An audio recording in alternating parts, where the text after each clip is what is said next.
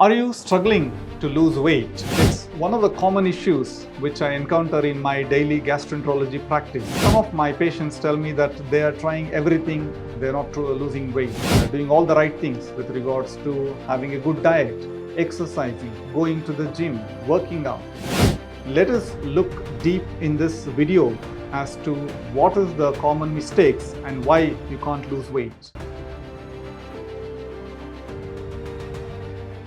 Well, firstly, you need to identify why you want to lose weight. If you really need to be clear in your mind that what is that you're aiming for and what benefits will it bring you. So this will act as a reminder and maintains your focus and certainly will help you motivate better to reach that end goal of weight loss.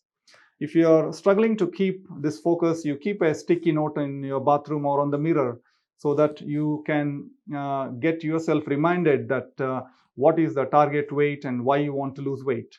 Secondly, you need to have a specific target weight reduction. So something realistic, like 1 to 2 kilos per month. And if you want to lose weight rapidly, remember there is no magic. So aim for something realistic, something that you can achieve. For anyone to lose weight, you need to have a calorie deficit. This is something that everybody knows, which means that we need to be eating less than what we are spending. So whatever you're burning out should be more than what's going inside your body. So in simple terms, the number of calories that need to be less than what's going out. So if you are embarking on any kind of fitness and weight reduction program, it's important to remember this concept properly.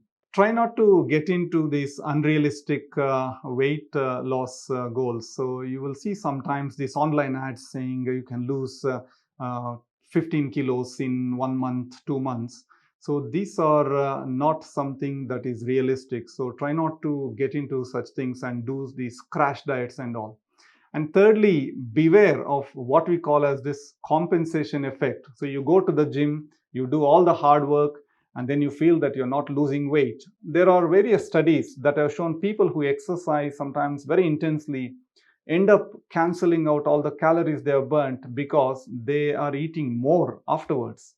So this may be because their appetite, their hunger has increased, or they feel that they need to reward themselves by eating something very tasty, something they want to treat themselves because they've had a very tough gym session. So they end up either consuming large amount of food or end up eating a lot of unhealthy stuff. You need to bear in mind that even just simple protein bars, energy drinks after a workout session may be actually undoing all the hard work that you have put in order to burn those calories.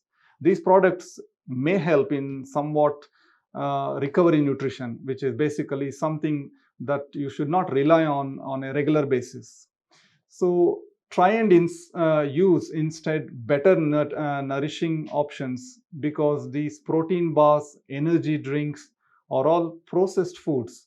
They contain additives, sweetness, various ingredients that our body doesn't actually need. It's important to check out the labels to ensure that these products meet your personal requirements and are not contributing to the unnecessary calories. Refueling after exercise, of course, is important. It's one of the fundamentals of any kind of fitness plan, but you need to really choose what you're going to refuel your body with. Where possible, try and eat normal meals. You can eat 4 to 5 times in a day instead of eating junk and extra snacks. This may obviously take a little bit more of a planning to do, but it will certainly help you reach your weight loss goals. So instead of taking some supplements or ready mixed juices or various protein bars, you can make homemade fresh fruit juice without actually adding extra sugar. You can eat more fruits, although fruits also have natural sugar, but they also have fiber, which also gives you that goodness for the gut, and also minerals.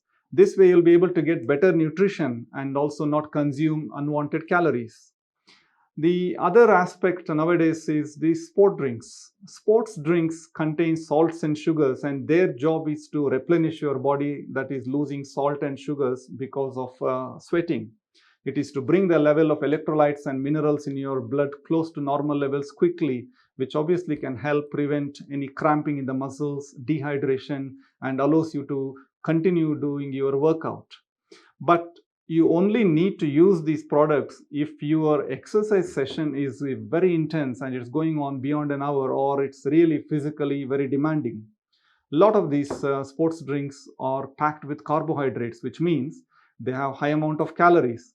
Unless you need this level of energy to fuel your activity, for example, if you're doing a marathon, if you're doing a very long run over an hour or more, only then you really need to go on these kind of sports drinks. Otherwise, plain water, any kind of zero calorie electrolyte drinks, tender coconut water, a glass of buttermilk, this can also be just a simple and a smarter choice to make, whereby you don't get unwanted calories. One of the mistakes I find people making is by not eating properly and wanting to lose weight. If you fail to fuel your body properly, then your exercise session in the first place won't be as effective. So, eating enough to meet your needs is important, not only to optimize your exercise session, but it also supports your weight loss. Going without adequate nutrition, firstly, you will not be able to exercise much, and also you will kind of get fed up and then end up eating the wrong food, snacking on junk foods or foods that have actually got higher calories, or you end up overeating in the wrong time, especially at night. So it's important to ensure that you are getting adequate amount of protein, also carbohydrates to help your fuel, recover, and most importantly, build muscle. Meal timing is very important for weight management. There is various studies have actually shown that if you have a healthy, good calorie, good breakfast after an overnight fast, this can actually help you lose weight. So people who end up skipping breakfast, if they really want to lose weight, they should think again. It is called breakfast because of a reason. You need to break the overnight fast. Activity, again, is not just by outdoor exercising or going and hitting the gym. Do simple things like taking steps rather than using lift. Just like in our own hospital, we see a lot of our staff taking lift to go to the first floor. So get basic things right. Any activity that gets your heart rate going and your muscles moving will have a positive effect and certainly will contribute to the weight loss. You don't really need to take time out and go and spend an hour in a high intensity Zumba. Simple moderate exercise like brisk walking can be very effective for weight loss, because other mistake people do is they keep weighing themselves and get disappointed that their weight is not going down. Remember, your muscle weighs more than fat. If you lose body fat and you build muscle, you may find actually the scales don't show weight loss, or in fact, they might actually show the weight has gone up a little bit more. So don't be disheartened. This is because muscle is more metabolically active than fat, which means you will have increased calorie burning potential in your body.